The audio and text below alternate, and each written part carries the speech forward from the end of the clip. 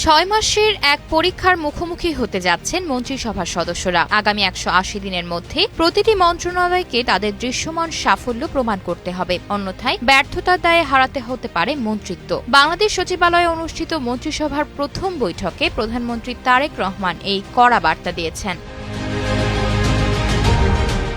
সচিবালয়ে অনুষ্ঠিত মন্ত্রিসভার বৈঠকে সরকারের সর্বোচ্চ পর্যায় থেকে আসা এই নির্দেশনায় স্পষ্ট করে দেওয়া হয়েছে যে নির্ধারিত সময়ের মধ্যে লক্ষ্যমাত্রা অর্জনে ব্যর্থ হলে বা কোনো ধরনের গাফিলতি প্রমাণিত হলে পদ থেকে সরিয়ে দেওয়া হবে সংশ্লিষ্ট মন্ত্রী বা প্রতিমন্ত্রীকে। মূলত সরকারের কাজে গতিশীলতা ও জবাবদিহিতা নিশ্চিত করতেই এই 6 মাস বা 180 দিনের আলটিমেটাম দেওয়া হয়েছে। এই সময়সীমাকে সামনে রেখে প্রতিটি মন্ত্রণালয়কে দ্রুত একটি সুনির্দিষ্ট কর্মপরিকল্পনা তৈরির নির্দেশ দেওয়া হয়েছে। প্রধানমন্ত্রী নিজে এই পরিকল্পনাগুলো তদারকি করবেন এবং মন্ত্রীদের কাজের গতি ও সততার বিষয়টি সরাসরি পর্যবেক্ষণ করবেন। বিশেষ করে দেশের আইন শৃঙ্খলা পরিস্থিতির দ্রুত উন্নতি ঘটানোকে এই মুহূর্তে সরকারের সবচেয়ে বড় চ্যালেঞ্জ হিসেবে দেখা হচ্ছে। পাশাপাশি আসন্ন রমজানকে কেন্দ্র করে নিত্যপণ্যের বাজার নিয়ন্ত্রণ এবং সরবরাহ স্বাভাবিক রাখার উপর বিশেষ গুরুত্বারোপ করা হয়েছে। এমনকি সেহরি ও ইফতারের সময় যাতে নিরবচ্ছিন্ন বিদ্যুৎ সেবা নিশ্চিত থাকে সে বিষয়েও কঠোর নির্দেশনা দেওয়া হয়েছে।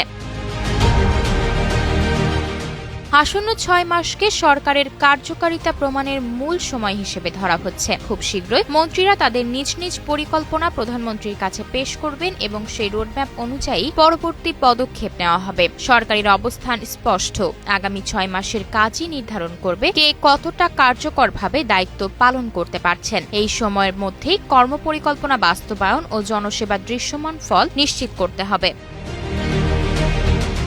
আয়েশা অর্থী, নিউজ ডেস্ক, গ্লোবাল টেলিভিশন।